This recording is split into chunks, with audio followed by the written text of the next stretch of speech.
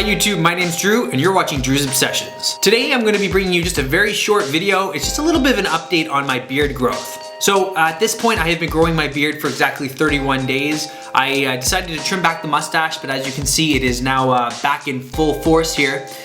For all those people who are thinking about growing a beard but are kind of deciding against it because it gets really thin, especially at the beginning, I would say stick with it. In just a few seconds here, I'm gonna flip to a video that I made a few months ago with my beard at maybe a 3-month stage where it's almost like 2 inches long.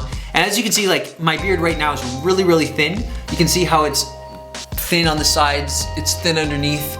I mean, from a distance it looks okay, but it definitely isn't the thickest beard by any means. It's growing different lengths at the chin here, but as you can see, hopefully you can see, I noticed that little hairs are sprouting. So even though it's been 31 days of growth, there are still new hairs that must be much slower growing than the rest.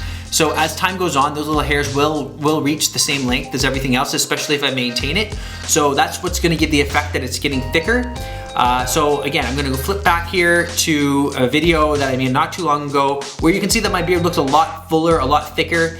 So just know that there's hope for you and make sure you grow that beard. Don't give up if it's thin. It will get better, it will get thicker, and obviously accentuate the areas that are good. So if you're having a really thin spot at the top here, then maybe just trim it down a little bit and do maybe a chin strap.